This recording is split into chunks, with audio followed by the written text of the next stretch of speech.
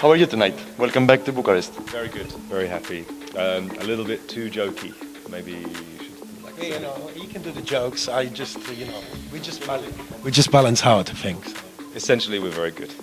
Very good indeed. Happy to be back in Bucharest. Happy to be back in Romania. And yeah, I think we're gonna have a great night tonight. As I usually say every interview. Times, man. Let's try something different. It's going to be a terrible night tonight. There's going to be lightning, God's coming, aliens, everything. Anything else? Cut. So, first of all, can you tell us a bit about the worldwide concept of Flying Circus? It's obvious that you like flies. Actually, he likes flies. I hate flies. In fact, we also had this like a few years ago, kind of a long conversation about flies in an interview. But it's nothing to do with flies, funnily enough. It's about with flying. It's about... Yeah, no. Actually, Think about it. You had a chance to revise what you just said and say something else. about flying high, flying whatever. Yeah. No, but really, like to be serious for a second, the concept of Flying Circus has been something that actually next year we're gonna have for 5 years, and we started in Miami about 5 years ago, in fact, and yeah, thankfully we've been lucky enough because we've been actually. Cut. So Flying Circus. Yeah, it's not cutting, but yeah. Flying Circus. 5, 4, 3, 2, 1. Flying Circus has been something. No, I like that. Flying Circus is a party that we developed about, how long ago was it? 5 years ago. Yeah, and the idea was that we were on the road and we just, on the road everyone misses each other by 1 week, and we wanted to hang out with our mates, basically. So we wanted a party that we could invite our friends to be in the same synchronization as us. Nothing more than that. That was the essential. Yeah, but now, I mean, the difference is the first time we did Flying Circus in Miami, we only did like 2 parties in a year. Now we're doing over 30. And we believe that next year we're going to do even more. We just have a lot of good relationship with the promoters around the world who really want to bring the party around.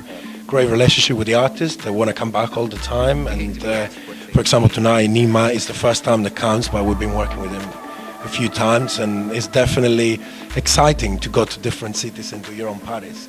But it's also really hard work because make sure that you have a relationship with the promoter, with the people you're working with, and with the DJ. So you need to also like make sure that you explain to them the concept. And really the concept is, it's the same everywhere in the world, but it depends also from the place you are. Like in places where the sun is shining all the time, we try to bring the party outside. Whereas in places like, for example, Bucharest in the winter, you have to, it's not going to happen. Because we don't want you to freeze to death, really. So, I don't want to. yeah, exactly. No, they won't. But yeah, I mean, and really we're developing month by month, year by year with different people. We always have get a different look to the new artists, so I try to bring them in all the time. And also work with the artists that we have on our label, Supernature. So every now and then we try to mix it up, big artists, ourselves, and small artists from the label, or like medium artists, whatever. So it's a concept always developing, really. So and we're really lucky as well because we kind of got we're kind of nomadic. We don't have any official affiliation to any other big person or big organization. We just travel around and we invite everyone. So it's not like in Cocoon you just get Cocoon, and in Cadenza you just get Cadenza. I mean, you might find anyone playing. As long as they are within our circle of people who are our friends, or we have an association with them and we want to hang, so it could be anyone. Whereas, with any other kind of party, you kind of know exactly what you're going to get. There's never any like, new person, ooh, Lucas Apparia, who's he? Ooh, like none of that. Look at the way I'm holding this. Okay, so next question. How do you decide which guest DJs to bring in? I think we just covered it. No? yeah, well, I mean, really, it's about first of all the friendship. Second of all, a very important thing is the music that they produce or play, and it's something that we always, because we DJ ourselves, so we try to find a great balance between the deeper stuff, the more techno stuff, the more housey stuff. So really, the thing that we really try to perfect all the time is to get this journey. Say, for example, in Miami, we do 18 hours from 12 o'clock in the afternoon till 5 o'clock in the morning the next day. So we have to program 18 hours of music, and we need to make sure that people stay there for as long as possible. In order to do that, we have to make sure that everyone plays at the right time and the right DJ plays. But that's kind of that's the major example. That's like our biggest party. But like in a normal session, how we choose the artist is what you said at the beginning. Essentially, you know, it's like it's got to be a friend connection, and we got to be inspired. You know, I want to be inspired by the guest. You know, I want to see. We brought William in the Côte d'Amande to Peru, for example. Just watching him playing blows me away. It makes me want to go back to the studio, and yeah, totally. Great person, you know, someone you want to see again, you know, but then also someone you see them working and you're like, oh my God, I've got to get better, you know, I've got to keep improving, and that's super important to me, you know, so. Yeah. Are you open to collaborate in the studio with some of them?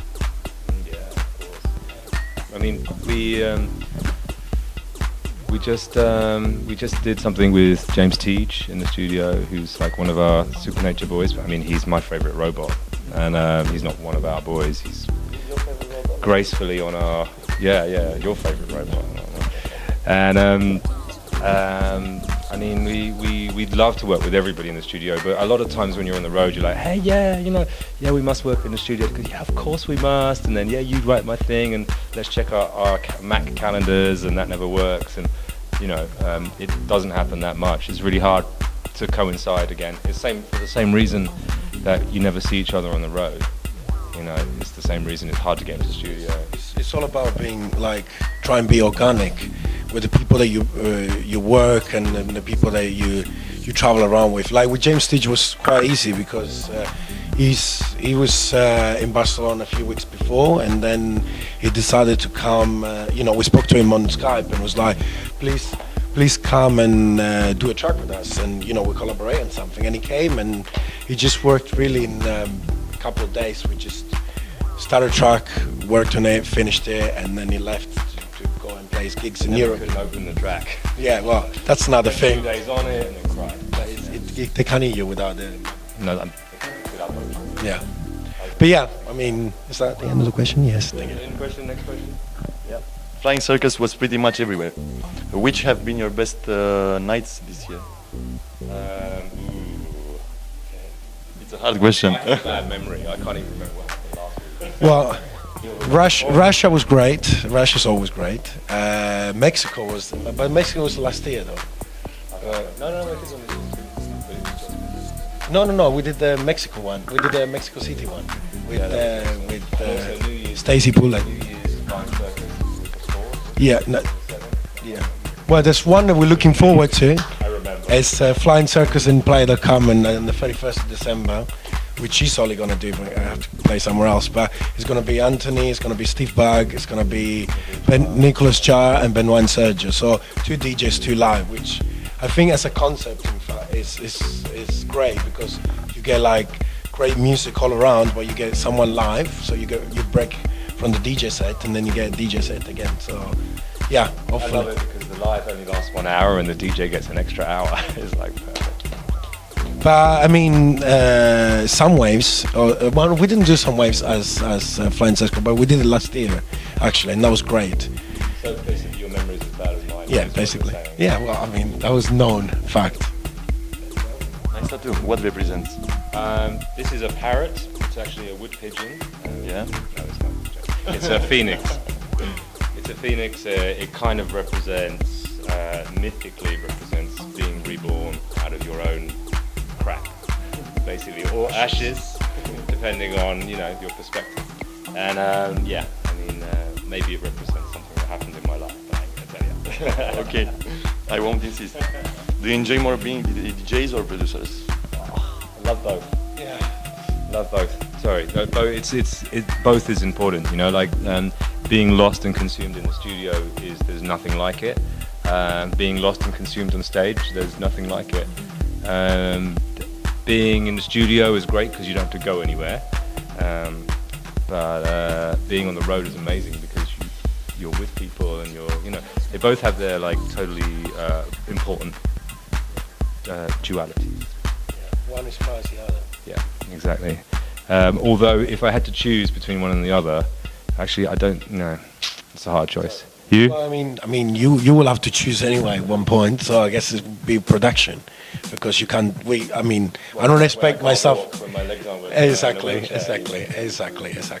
But I mean, for me, like, I couldn't choose either right now. But I can tell you that DJ's been always like a great passion of mine, and it's not just the DJ, but the searching for music. You know, the search, going on different. Like initially was going to a record shop and searching for music. Now it's going on the internet, going on an internet website and search for music, or go on YouTube and like where it takes you from track to track. It's always like a very interesting thing for me to see how many Search for cables.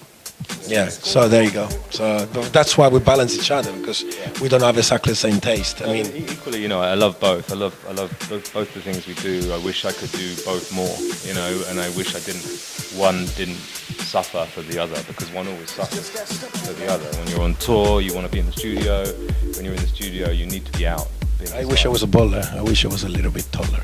Yeah. Who's that record by? I was thinking of this the other day, man. I wish I was a little bit taller. I wish I hadn't. Come on, somebody in the room. Anyone? No? Okay, anybody who sees this tomorrow, if You're you... a DJ, you work at a music magazine. Okay. Let's talk a little bit about Supernature Records. Which is your first venture into a record label? You have major events to support the releases. Have you thought about signing new artists or expanding it with a sub-label? It's so funny you ask. So, you can deal with all of Supernature essentially. I'll just talk about the new label which we opened. It's not a sub-label; it's like a sister label. We opened something earlier this year, which is supposed to be a bit more tough, you know, a bit more dark even. Supernature, not aggressive. No, aggressive is probably the only word that doesn't need to be included in all of this. You know, the idea is, you know, we want to be able to play in our well, there's several reasons, but one of them is, you know, Supernature is lending itself to a different kind of set, you know, or up until recently it has been, you know, and we wanted to kind of like be able to express ourselves on the dance floor. So we wanted to be able to play the music that we, you know, the tougher stuff that we came from. So we opened Maison d'Etre, which is house to be, or maybe that's one of the translations.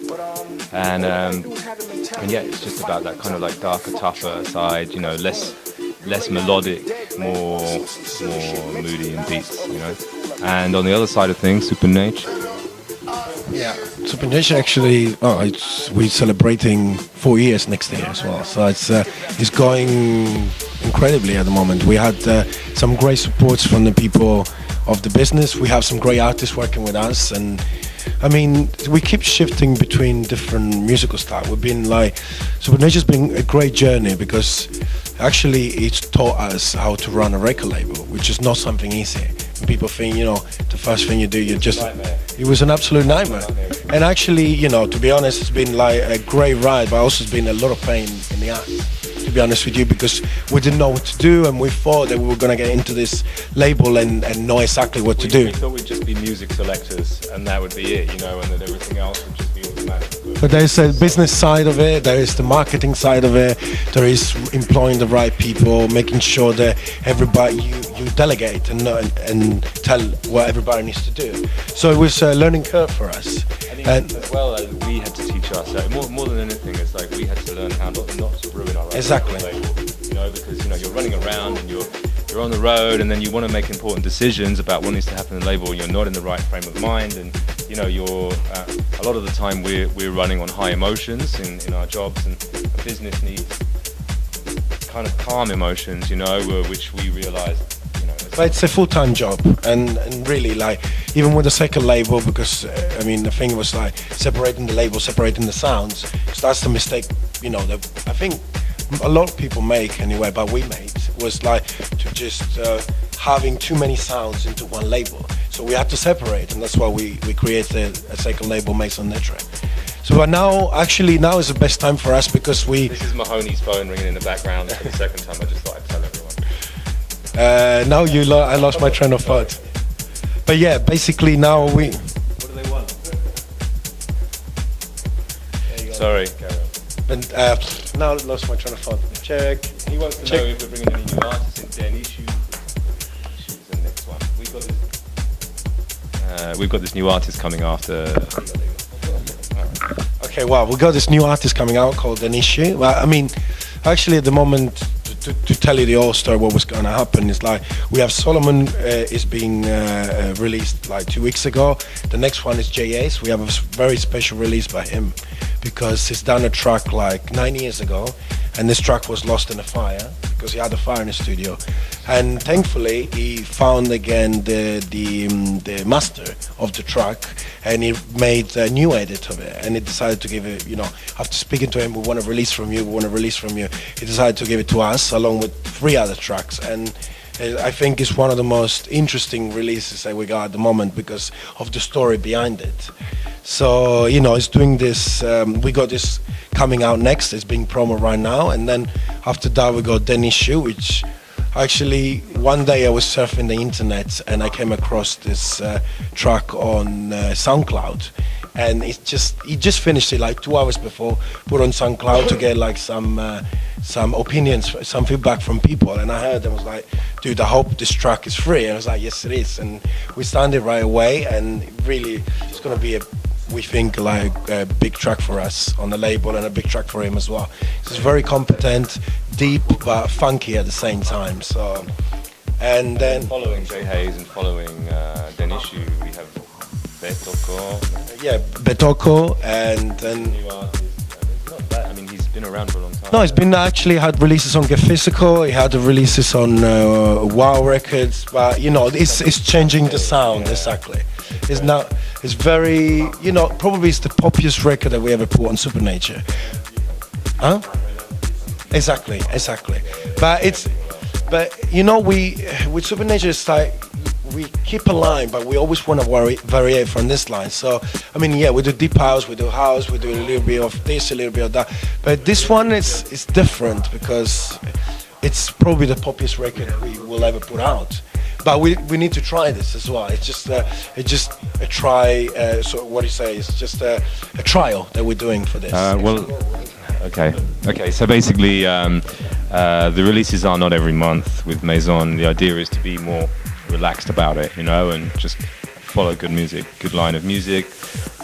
Normally, you absolutely have to, because you can't run a company without having regularity, so even if you don't feel like releasing a lot of music, if it's a genuine business thing, there's got to be some kind of continuity, economically speaking, of course.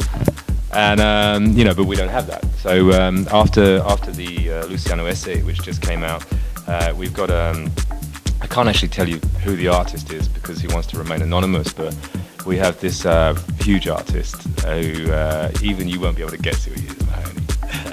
He's already thinking who it is, but it's not going to happen.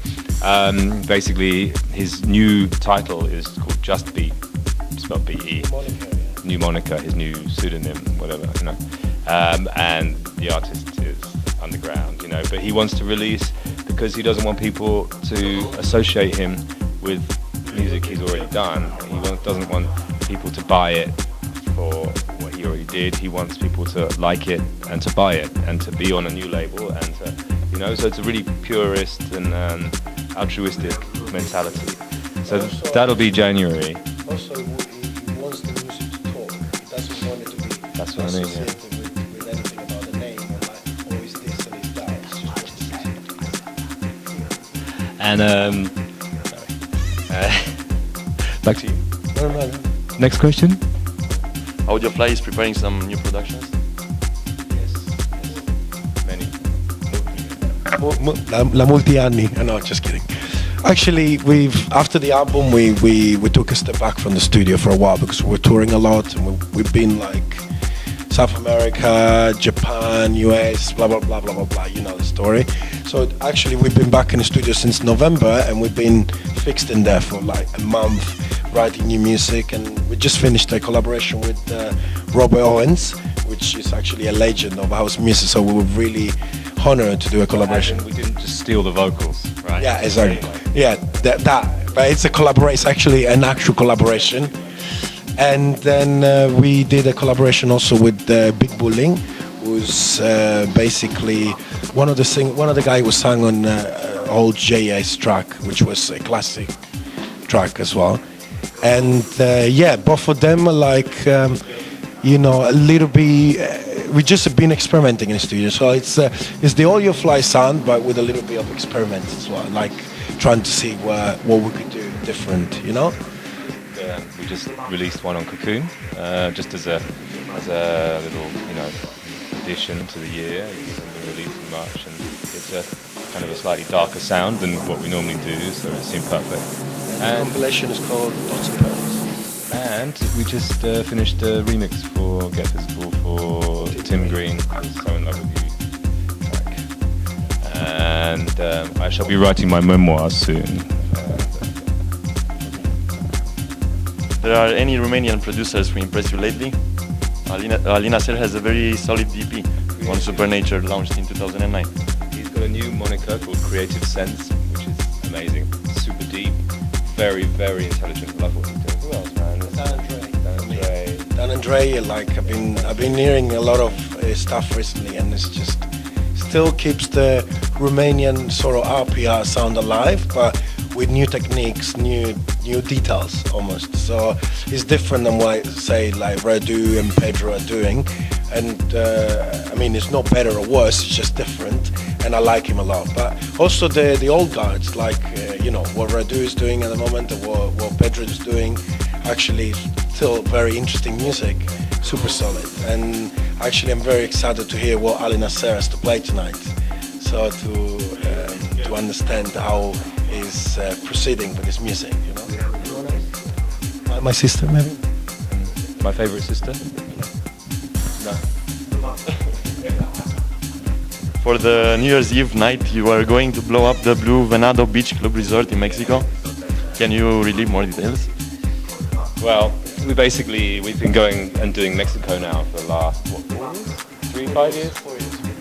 And it's like you can't explain it so much. It's like this little Blue Venado is like this little protected bay in the middle of the jungle on the beach. The jungle comes all the way up to the beach, and then there's this little tiny bay of golden sand with a sound system in the middle of it, and a kind of a covered thing, and it goes from like 11 in the evening, 10 in the evening on the 31st until 4 p.m. the next day. So it's like it's all about the sunrise. And see, this is the Flying Circus that we like to do if the weather's good, like somewhere really exotic. And so this is it. It's a half moon shaped bay in the middle of nowhere. We're expecting about 1,500 people, maybe more. Maybe more the way the ticket sales are going. The ticket sales are insane already. So it's looking really, really good. I'm just really looking forward to hearing Nicolas Shah do a live, and then I'm really looking forward to just playing all fucking day on the beach. All the day on the beach.